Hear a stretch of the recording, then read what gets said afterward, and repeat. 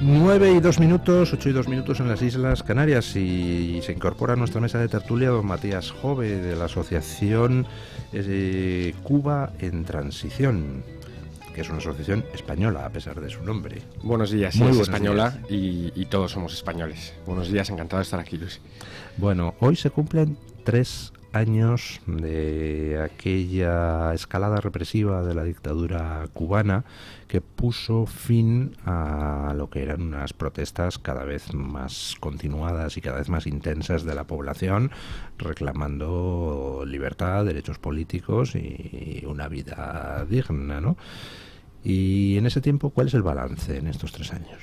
Pues fueron unas movilizaciones importantísimas en Cuba, y yo creo que hay que recordar en estos 3 años, resaltar lo difícil que es manifestarse en Cuba y lo que supuso que decenas de miles de cubanos salieran a la calle como nunca se había hecho en 65 años desde el inicio de la Revolución Cubana. En prácticamente todo el país salió muchísima gente, y como desde ese momento todos los días y todos los meses se recogen protestas a lo largo y ancho de la isla. Pero yo creo que hay que poner el foco tanto en toda esa gente que se movilizaba como en lo que vino después, que yo creo que también es muy interesante, y es que estábamos en un proceso de blanqueamiento de la dictadura. Se hablaba de reformas, se hablaba de aperturismo, y lo que vimos ahí es que Cuba, una vez más, pues respondió con presos políticos, con detenciones arbitrarias, con cortes en Internet para parar cualquier tipo de disidencia, y al hacerlo, y esto es muy importante, violó una de las cláusulas sobre las que se fundamenta el acuerdo con la Unión Europea, que es la cláusula de derechos humanos. Con lo cual, en España, el gobierno de España tiene que decir algo. Ese silencio cómplice lo que vuelve a hacer es facilitar la financiación de un régimen totalitario, que un régimen totalitario básicamente es que lo tiene todo, y hasta que en Cuba no haya espacios de libertad, lo que estaremos haciendo es financiar una dictadura que machaca a los de dentro y financia pues todo lo que podamos pensar desde fuera, ¿no? También en España. Yo siempre recuerdo que ETA, el primer entrenamiento militar que tuvo fue precisamente en Cuba, ¿no? Porque es un estado fallido. Es como si un grupo de terroristas se hacen con un estado y lo utilizan para su agenda totalitaria marxista, ¿no? Que es lo que están haciendo durante esos 65 años. Se produce la escalada de represión en Cuba, el número de presos políticos pues supera hoy en día los 1.100, ¿no? en Cuba. Utiliza técnicas de tortura, coacciones a las familias, y sin embargo siguen los acuerdos de Cuba con la Unión Europea, a pesar de que, como usted muy bien ha dicho, están incumpliendo las condiciones del acuerdo, que exigen para cualquier tipo de cooperación que se produzca un respeto a los derechos humanos. Pero no nos vamos a sorprender a estas alturas, ¿no? La Comisión Europea ha tenido una política exterior absolutamente abyecta, especialmente durante la etapa de Borrell. Ser abyecto donde los haya, y por supuesto el calificativo es mío, no pretendo que usted lo asuma, pero vamos, yo pienso que Borrell es un ser abyecto, y la política exterior que ha puesto en práctica es abyecta. Y al final, pues da igual que Cuba cumpla las condiciones o no, siguen los acuerdos de cooperación, como sigue el blanqueamiento de la dictadura de Maduro, a pesar del incumplimiento sistemático de todos los condicionantes que la Unión Europea ponía como excusa para poder continuar con esas relaciones con una dictadura que, en fin, pues reparte concesiones mineras y petrolíferas y esas cosas, ¿no? Pues efectivamente se trata de un engaño masivo mundial, y no solo en el caso de Borrell. O sea, recordemos que en el año 2016, que es cuando se inicia el segundo mandato de Barack Obama en Estados Unidos, Obama viaja a Cuba, se entrevista con Raúl Castro y comienza esa especie de carrera de buenismo, pero que venía impulsando desde hacía muchísimos años Borrell en Europa. Esta era la agenda del Partido Socialista en Europa.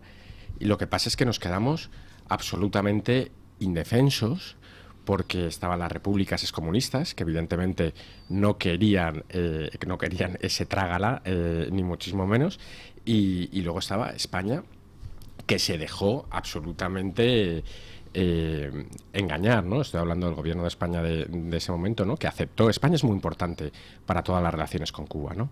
Entonces aceptamos o no fuimos capaces de defender una cosa que era una locura, y hoy sabemos que el número de presos políticos se ha multiplicado por 8 desde entonces, y Cuba está exportando la tortura.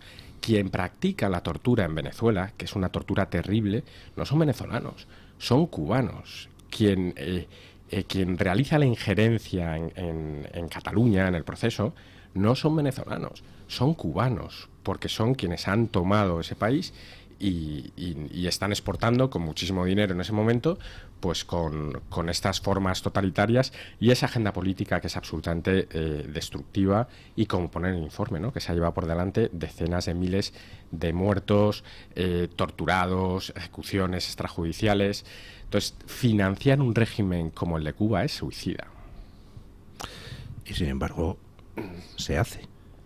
Y sin embargo, se tolera a Venezuela todo. Y por supuesto, siempre hay una razón detrás, que es económica, es decir, el dinero que se puede sacar con concesiones en Venezuela, y que es también ideológica. Resulta que es que son dictaduras genocidas y asesinas, pero amigo, es que son de los nuestros, ¿no? Es que son dictaduras de izquierda.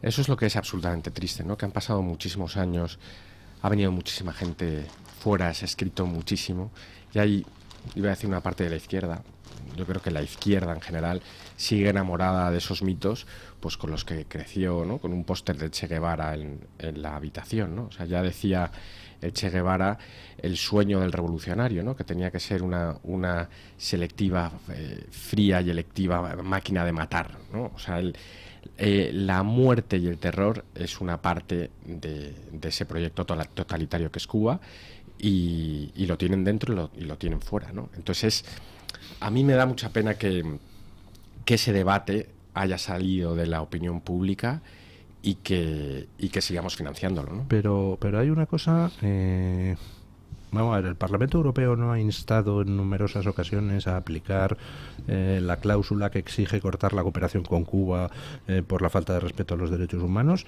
El Parlamento Europeo insta a que eso se haga, pero es la Comisión Europea quien se ha negado a hacerlo. Efectivamente, no la Comisión, sino el Consejo. O sea, al final el Parlamento, que es el órgano más democrático de la Unión Europea, es el que elegimos nosotros. Es el único órgano. Bueno, es el único órgano democrático de la Unión Europea. No lo he dicho una ni dos, sino hasta en 6 ocasiones.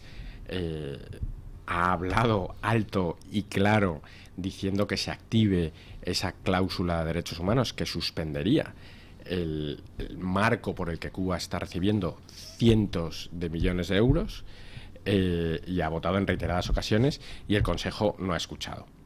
Y ninguno de los países que ha tenido una relación importante con Iberoamérica durante todos estos años, en particular España, ha dicho algo. O sea, recordemos que hace 3 años, mientras estábamos hablando de la violación de derechos humanos, el gobierno de España tenía un debate sobre si Cuba era o no una dictadura, y lo que ha venido después es un silencio cómplice de un gobierno que le incomoda hablar de Cuba, porque al final está enseñando las miserias. En ese momento, por cierto, el que era embajador de España en Cuba no era un diplomático, era un amigo, a ver si adivináis de quién, de Ábalos.